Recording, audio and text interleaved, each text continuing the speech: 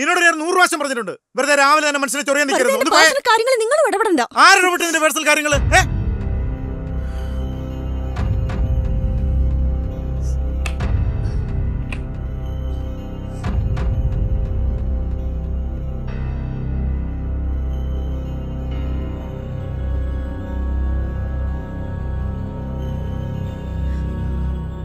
എന്റെ ഫാമിലി, എന്റെ കരിയർ, ഇതെല്ലാം ഞാൻ നിനക്ക് വേണ്ടി സാക്രിഫൈസ് ചെയ്തത് തന്നെയാ.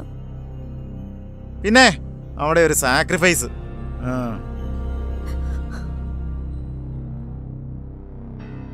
അതെ, വായി തോന്നൊക്കെ വിളിച്ചു പറയുമ്പോഴേ ഒന്ന് ഓർത്തോ, എന്തെല്ലാം കേട്ടാലും ഞാൻ മിണ്ടാണ്ടിരിക്കുകയാണെന്ന്. ഓരോന്നുണ്ടാക്കി വെച്ചിരിക്കുന്നത് തിന്നാൻ പോലും കൊള്ളത്തില്ല. കൂടെ ജീവിക്കുന്നതിനെ വേണം അടിക്കാൻ. ദൈവമേ, മടുത്തു. എന്ത് ചെയ്താലും കുറ്റം. അതെ, എല്ലാം സഹജീവിക്കേണ്ട ആവശ്യമൊന്നും എനിക്കില്ല കേട്ടോ. എനിക്കും.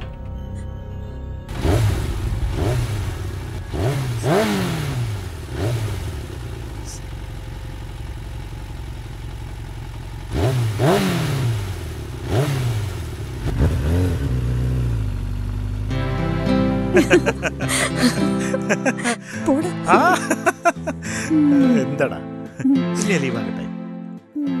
ഓഫീസ് ടൈം കഴിഞ്ഞിട്ട് ലീവാക്കിക്കും. ഇപ്പൊ മോൻ പോയേ. പോടാ.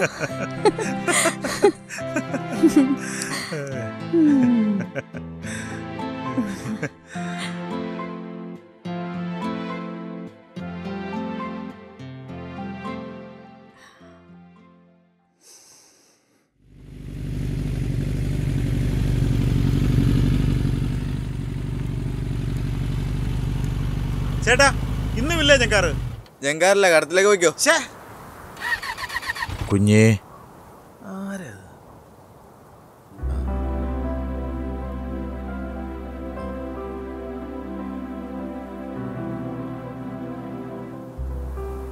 കുഞ്ഞെ ഞാനും ഉണ്ടാക്കടുത്ത് വരെ. ആ ശരി, ആ കേറ്.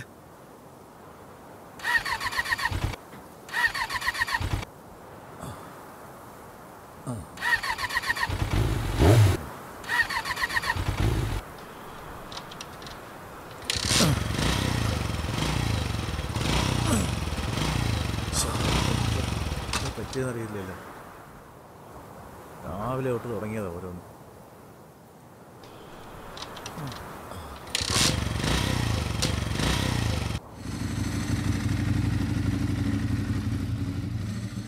എന്താ കുഞ്ഞെ മുഖത്തൊരു വാട്ടം? ഏയ്, കൊച്ചുമായി പിണങ്ങിയോ അല്ലയോ? ഏയ് ഒന്നുമില്ല, ഓഫീസിൽ കുറച്ച് ടെൻഷൻ. ഒവ്വേ, ആ നിന്റെ ഈ പ്രായത്തിൽ നിന്നല്ലേ ഇപ്പോഴുള്ള ഞാൻ എത്തിയത്. വീട്ടിലെ വഴക്കും ഓഫീസിലെ ടെൻഷനും രണ്ടിനും രണ്ട് ഭാവമാ. കുറച്ച് നോമ്പ് ഞാൻ കൂടുതൽ പിടിച്ചതല്ലേ. എനിക്ക് വായിച്ചെടുക്കാടാ. സന്തോഷത്തോടെ ചിരിച്ച് കളിച്ച് ജീവിക്കാൻ എന്നാ രസം. അവക്ക് അവിടെ ഇഷ്ടങ്ങൾ, അവിടെ കാര്യം. അപ്പോൾ ഞാനാരാ? കുഞ്ഞേ, കുടുംബജീവിതത്തിൽ ഞാൻ നീ എന്നില്ല, നമ്മൾ. അതാണ് ശരി.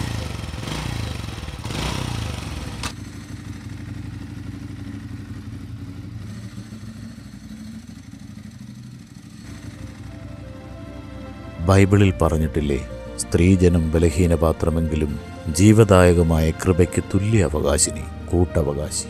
അതൊക്കെ ആയിരിക്കും, പക്ഷെ എനിക്കിനി അവളുമായിട്ട് മുന്നോട്ട് പോകാൻ കഴിയില്ല. അതുകൊണ്ട് ഞാൻ ഡിവോഴ്സിനെ കുറിച്ച് ആലോചിക്കുക. ഡിവോഴ്സ് ഇപ്പോൾ അതൊരു ഫാഷനായി മാറിയില്ലേ. ചായക്ക് മധുരം കുറഞ്ഞ ഡിവോഴ്സ്, കൂർക്കം വലിച്ച ഡിവോഴ്സ്, ഉറക്ക തുമ്മിയ ഡിവോഴ്സ്. ഒന്നിച്ചിരുന്നൊന്ന് സംസാരിച്ചാൽ തീരാവുന്ന പ്രശ്നങ്ങളേ ഉള്ളൂ. ആർക്കും നേരമില്ല. എന്തിനാ ഓടുക? പണം ഉണ്ടാക്കാൻ.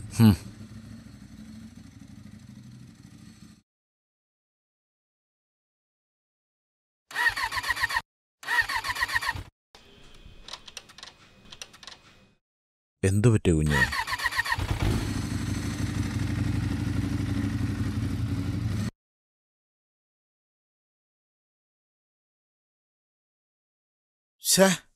രാവിലെ മുതൽ ഓരോ കുരിശാന്നല്ലോ. വണ്ടിയും പോയി.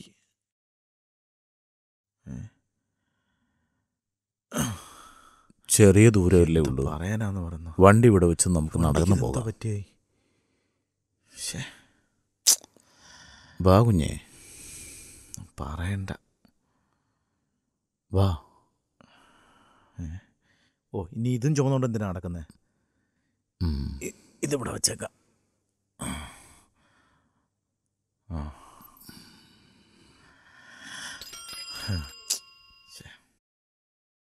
കുഞ്ഞേ, ഭാര്യ ഭർത്തൃബന്ധത്തിൽ വഴക്കുണ്ടാവും. സ്നേഹമുള്ളിടത്തേ പരിഭവമുള്ളൂ. അത് പരിഹരിക്കുന്നതിലാണ് മിടുക്ക് കാണിക്കേണ്ടത്, അല്ലാണ്ട് ഡിവോഴ്സ് മേടിച്ച് ഒളിച്ചോടുന്നതിലല്ല.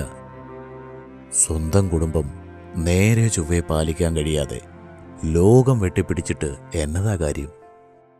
പക്ഷേ ചേർന്ന് പോകാൻ കഴിഞ്ഞില്ലെങ്കിൽ പിന്നെ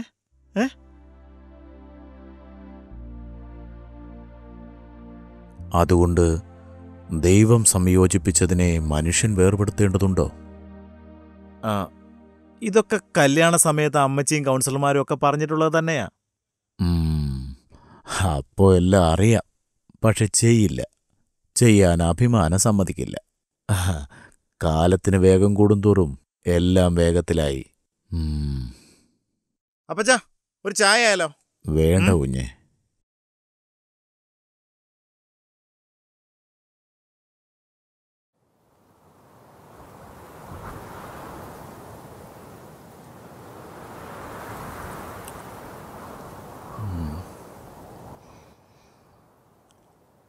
കുഞ്ഞെ, എടുത്തുചാട്ടവും ബുദ്ധിമോശവും കൊണ്ട് കുടുംബജീവിതം കൈവിട്ടുപോയ ഒരാളാണ് ഞാൻ. ഒറ്റപ്പെടലിൻ്റെ വേദന ശരിക്കും അനുഭവിച്ചു. അതൊഴിവാക്കാനാണ് നിന്നോടിതെല്ലാം പറയുന്നത്. വേറെ കല്യാണം കഴിക്കാഞ്ഞത് അപ്പച്ചൻ്റെ തെറ്റ്. ഒന്ന് ശരിയായില്ലെന്ന് കരുതി മറ്റൊന്ന് അങ്ങനെ ആകണമെന്നില്ല. ഇനി അതും ശരിയായില്ലെങ്കിലോ വേറൊരെണ്ണം, അല്ലേ? ഭർത്താവ് ജീവിച്ചിരിക്കുന്ന കാലത്തോളം സ്ത്രീ ബന്ധിക്കപ്പെട്ടിരിക്കുന്നു. ഭർത്താവ് മരിച്ചുപോയാൽ തനിക്ക് മനസ്സുള്ളവനുമായി വിവാഹം കഴിക്കാൻ അവൾക്ക് സ്വാതന്ത്ര്യമുണ്ട്. നീ ഭാര്യയുമായി ബന്ധിക്കപ്പെട്ടിരിക്കുന്നു, വേർപാട് അന്വേഷിക്കരുത്. ഞാൻ ഉപേക്ഷണം വെറുക്കുന്നുവെന്ന് ഇസ്രായേലിൻ്റെ ദൈവമായ യഹോവ അരുളി ചെയ്യുന്നു. അത് ചെയ്യുന്നവൻ തൻ്റെ വസ്ത്രം സാഹസം കൊണ്ട് മൂടുന്നുവെന്ന് സൈന്യങ്ങളുടെ യഹോവ അരുളി ചെയ്യുന്നു. ഇതൊക്കെ മറന്ന് ഇന്നത്തെ ലോകം എവിടേക്കാണ് സഞ്ചരിക്കുന്നത്? എന്താണ് നേടുന്നത്?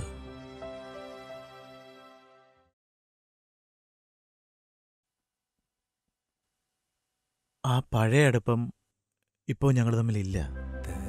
അതെന്നാന്നേ, സ്നേഹം ആവിയായി പോയോ? നീയും കൊച്ചും കെട്ടു നടക്കുമ്പോൾ സ്നേഹിച്ചിട്ടില്ലെന്ന് പറയാനൊക്കുവോ?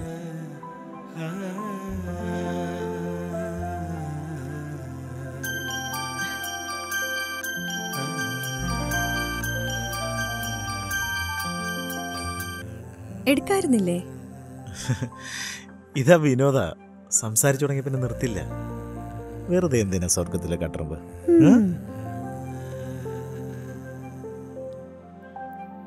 Sir, order please. 1 milk shake. Make that 2. അന്നുണ്ടായിരുന്ന സ്നേഹം ഇപ്പൊ എവിടെ പോയി?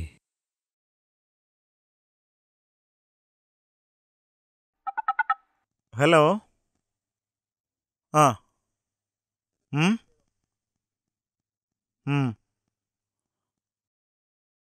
ഉവ്വ് നടന്നു തന്നെ. എടാ വിനോദേ, നമുക്ക് ആ പരിപാടി നൈസായിട്ട് പൊളിച്ചാലോ? ഓക്കേടാ.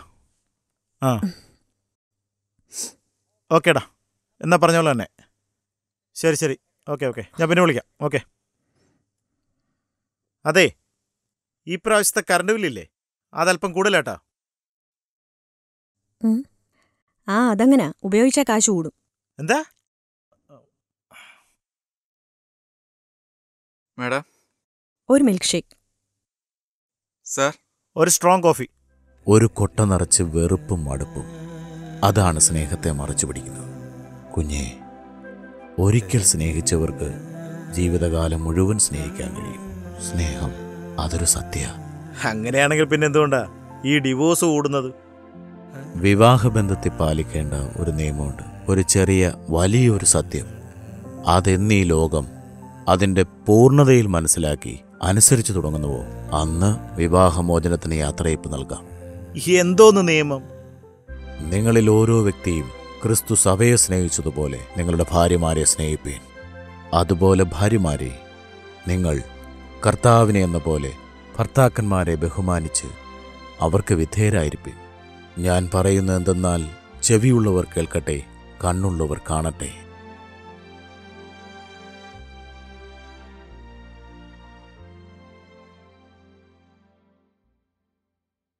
കുഞ്ഞേ, സ്നേഹിക്കുന്നേ. നീ നിന്നേക്കാൾ അധികമായി സ്നേഹിക്ക്. നീ ആഗ്രഹിക്കുന്നത് അവളിൽ നിന്ന് ലഭിക്കും.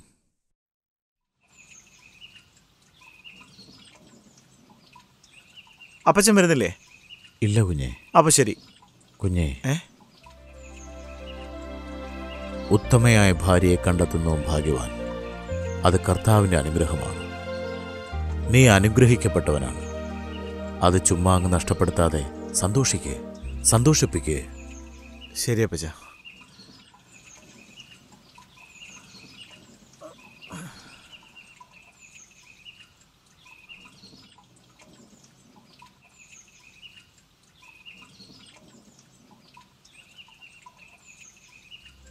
ഒരു കൊട്ട ഉത്തമയായ ഭാര്യയെ കണ്ടെത്തുന്നു ഭാഗ്യം. അതാണ് സ്നേഹത്തെ. അത് കർത്താവിൻ്റെ അനുഗ്രഹമാണ്. കുഞ്ഞേ, നീ അനുഗ്രഹിക്കപ്പെട്ടവർക്ക് ജീവിതം അത് ചുമ്മാ നഷ്ടപ്പെടുത്താതെ സന്തോഷിപ്പിക്കുക.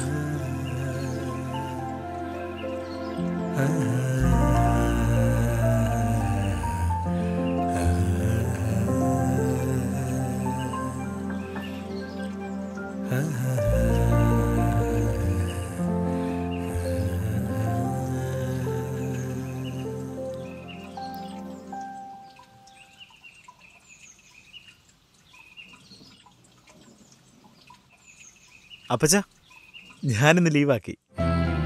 മനസ്സിലായി.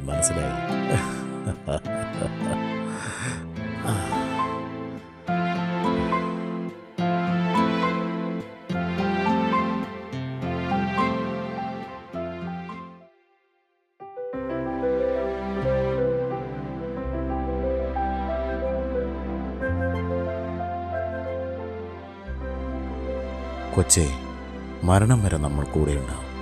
അവന് കാര്യങ്ങൾ മനസ്സിലായിട്ടുണ്ട്.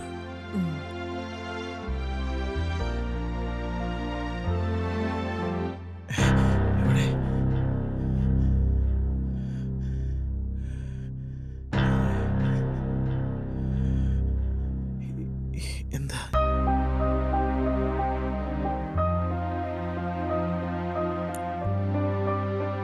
എന്റെ പ്രിയേ, എന്റെ സുന്ദരി, ഇതാ ശിശിരം പോയി മറഞ്ഞു. മഴ മാറിക്കഴിഞ്ഞു. ഭൂമിയിൽ പുഷ്പങ്ങൾ വിരിഞ്ഞു തുടങ്ങി. ഗാനാലാപനത്തിന്റെ സമയമായി. അരിപ്രാവുകൾ കുറുകുന്നത് നമ്മുടെ നാട്ടിൽ കേട്ടു തുടങ്ങി. അത്തിമരം കായ്ച്ചു തുടങ്ങി. മുന്തിരിവള്ളികൾ പൂത്തുലഞ്ഞ് സുഗന്ധം പരത്തുന്നു. എന്റെ പ്രിയേ, വരിക.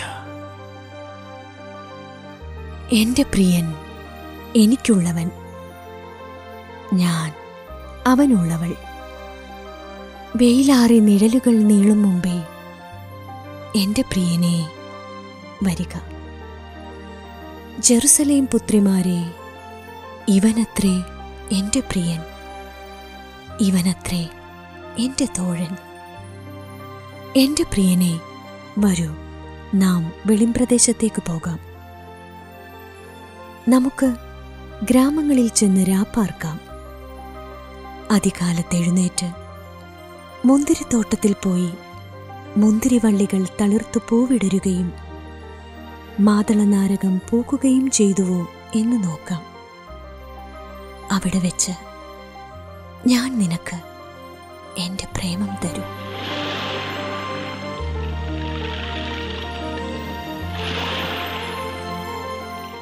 എടുത്തു ചാടിയുള്ള ഒരു തീരുമാനവും നന്നല്ല.